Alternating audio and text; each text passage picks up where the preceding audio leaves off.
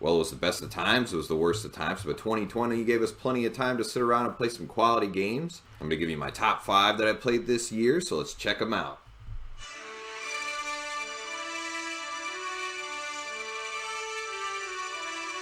Streets of Rage 4 was a rare case of living up to everything that I expected and providing even more. It was chock full of fun secrets, quality art design, addictive gameplay, and the appropriate amount of throwbacks for a sequel to a game that came out 25 years ago. And the post-game added a whole other layer to the metagame, really making you utilize the Bloodborne-style special move system, and really trying to maximize your score so you can unlock a cadre of characters from the original Streets of Rage games. Streets of Rage 4, the Sonic Mania of 2020.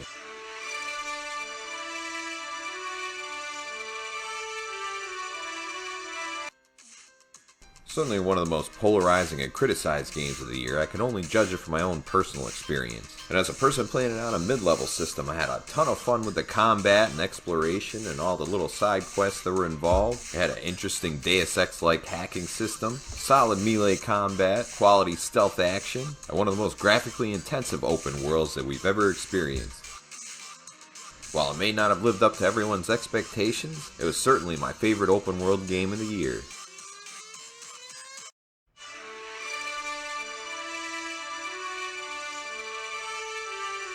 Long past when everyone thought the Tony Hawk game series was dead and gone, a veteran developer took the first 2 classic games and brought them back to life in 4K. And unlike the previous HD remaster, they completely recreated the controls, the sound, the look, and every aspect of the original Tony Hawks while bringing a lot of new stuff to the table. All the extra challenges after you beat the 2 games provided an additional 20 hours of gameplay to go with the addictive online play. Feels good to be excited about what's to come from the Tony Hawk series again.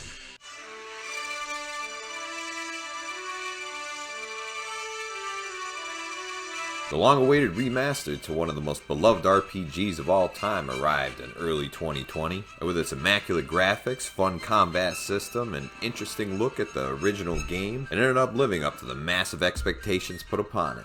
They embellished on small stories in the original in grand ways that were unexpected, and gave a voice and life to characters that were previously just text boxes. Much in the vein of Resident Evil 2 last year, this game brought back a PlayStation classic and did it right.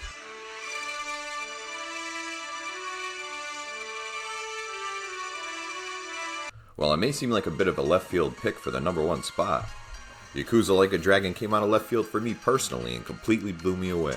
The variety of things that you could do in this game was head and shoulders above any other game that I've played this year. There's a hidden casino underneath one of the public bathrooms, 2 entire arcades of classic Sega games, an entire library of songs for a Guitar Hero style karaoke minigame, a movie watching rhythm game where you try to stop sheep from putting you to sleep watching old Japanese films, an entire 4-circuit kart racing game, a strangely addictive business management sim, and many other features like the job system where you unlock new moves and costumes for your characters, and some of the most interesting side quests that I've played since Witcher 3 where you can unlock unique summons of the interesting characters you meet along the way. All this underneath a very engaging Japanese crime drama with a lot of twists and turns and some quality voice acting, carried by a battle system that's like a traditional Japanese role-playing game from the past, but with a lot of fancy modern effects, and some of the craziest and funniest enemies that you'll see in any game. I never really got into the Yakuza games in the past, but the new interesting twist in this game made me curious. But I'm glad that I did, because I grew up a Sega fan, and this game reminds me of why I used to love Sega games. They're innovative, unique, and full of character. So Yakuza Like a Dragon, your Mochrie Gaming's 2020 Game of the Year. Well, that was my top 5 of 2020. A lot of surprises in there, stuff I didn't quite expect, but those are the 5 games I enjoyed the most this past year, and I hope you guys have a wonderful 2021. If you enjoyed the content, remember to like, share, and subscribe, and I'll see you very soon.